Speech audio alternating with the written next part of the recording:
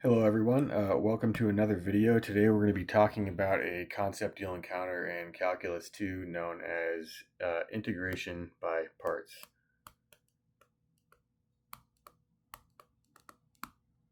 And so you will encounter this method if you have an integral of the form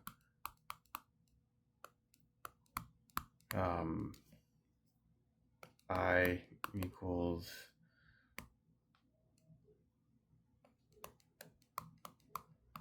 product of two functions inside the integrand, right? So if you have a product of two functions inside of the integrand, integration by parts is good. So we have a product of two functions. And we're going to talk about how we can integrate this. So here's our two functions. I'm going to derive the formula. So recall product rule.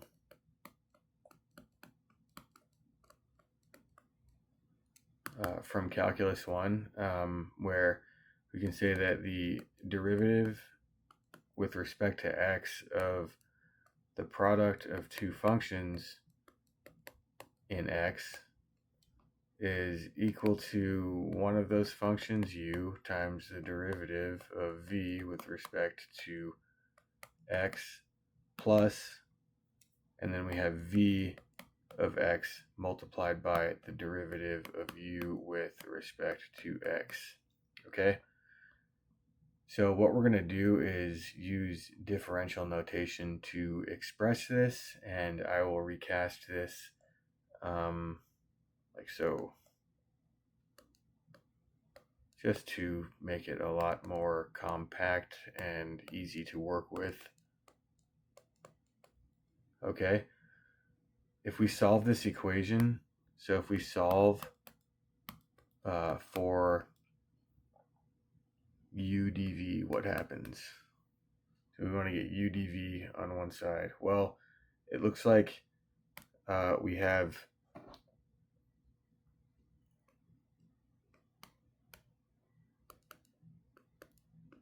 this equation.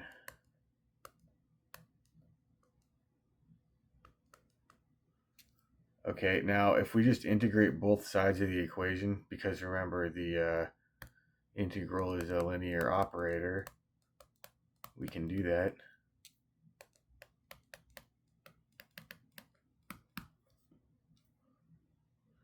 We end up getting this equation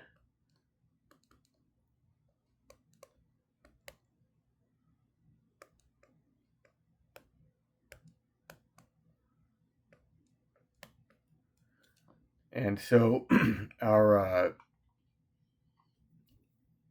differential operator here will cancel with the integral, excuse me. And this just equals uv minus v du. So if you forget this formula, you can always just derive it from the product rule. Cool mnemonic device that I heard someone say was the integral of u dv equals ultraviolet super voodoo, right? So this is a cool mnemonic device we can use to remember this formula, but it's always good practice to derive these things as well. What does this mean though? What's an example? Let's concrete this with a classic example. You'll see this in your textbook, I'm sure, and on your homework as well. But let's say we have the integral. We'll say that I is equal to the integral of x e to the x dx, and we'll just be doing indefinite integrals. So the procedure is to let u equal one of these functions. So this right here is u dv, right? So we're going to let u dv, we're going to choose some values here. So I'm going to let u equal to x, which is this first function here. Okay. And then we'll choose dv as the other function, right? So, and I'll write it just like this. And you want to include the differential. We have to account for all of the integrand. So we've got so far let u equal x and then choose dv to be the other function, the exponential function. Now we need du. We're going to rewrite this in terms of our formula. Well, that's just dx, okay, using our differential notation. And then v is just going to be the integral of this dv here, which is just e to the x again.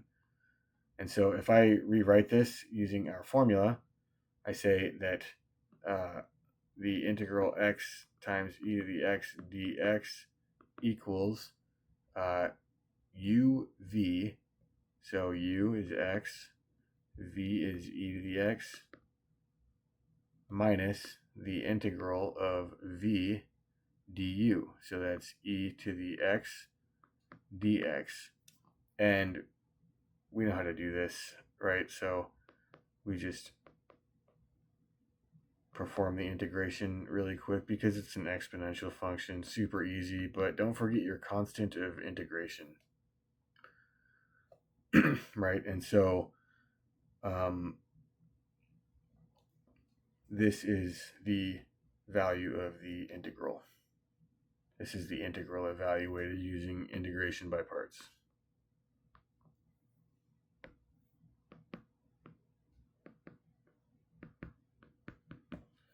Okay, now let's move on to a slightly harder example. We are going to do one involving a trig function. So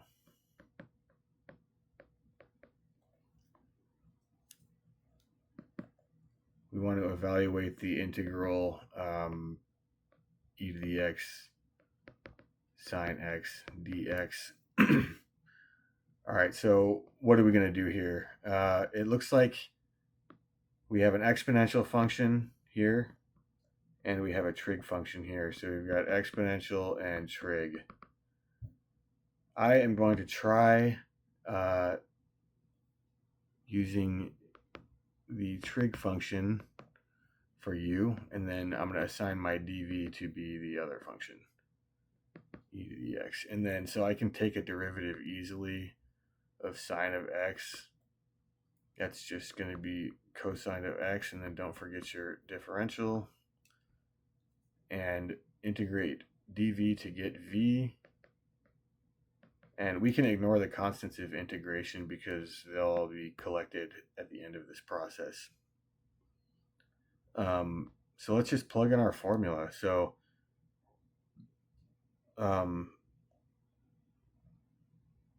I equals uv minus integral v du. And here, from here, we just plug and chug. So we have e to the x sine of x minus the integral of e to the x cosine x dx. I'm just plugging in according to the formula that we just derived. And so by doing this, we see again that we have another product of two functions, but this time we have e to the x and cosine of x. So let's kind of take a similar approach. I'll say now that u equals cosine x, okay, and then dv equals e to the x, du equals negative sine x dx, and v again is just equal to e to the x. So plugging all this in here, so for this one only though, this always gets people, so we're just looking at that part right now. okay? And then we're going to get this ex sine of the x at the end. So let's just evaluate this integral here. We have that I, let's call it j. J equals e to the x cosine of x dx, and we're just going to follow the same exact procedure that we did before. This equals uv minus the integral of v du. Plugging all that in, we end up getting e to the x cosine x minus the integral of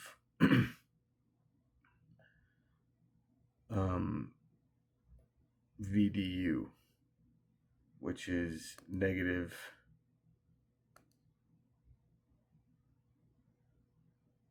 e to the x sine x dx. I'm going to take that negative sign out, so this expression just is e to the x cosine x plus integral of e to the x sine of x, which this integral should look familiar to you. It is right here. So this is actually the integral I, and we can actually just write that.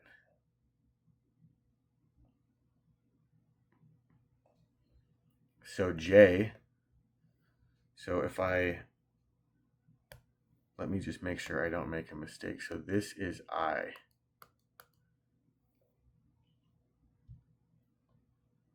And if we look at I up here, we plug these results back in. So what we have here is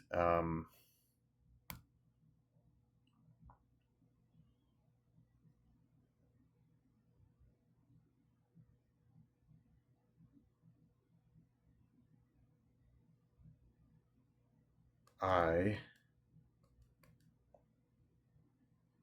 equals e to the x sine of x. I'm drawing from right here.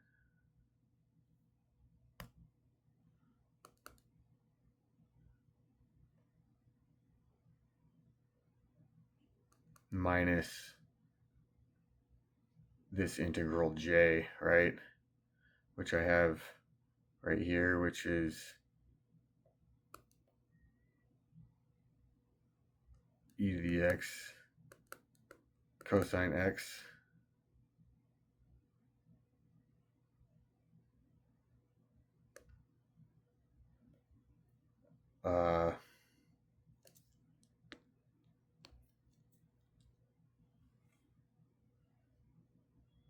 minus the integral j e to the x cosine x plus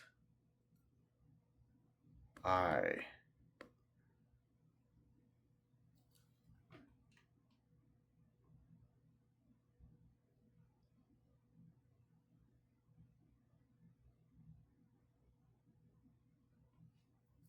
Make sure I'm doing this correctly. Yes. Good.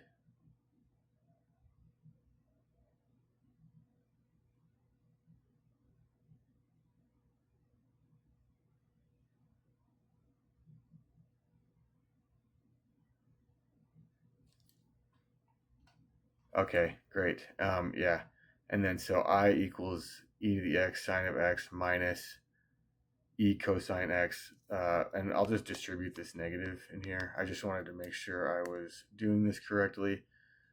If we move the I to the other side of the equation here, we end up getting 2I equals e to the x sine x minus e to the x cosine x. No big deal. And then to get I, we just divide by 2. So this turns into 1/2 e to the x sine x minus e to the x cosine x. And so that is the value of our integral, which was e to the x sine of x dx, which is what we started with.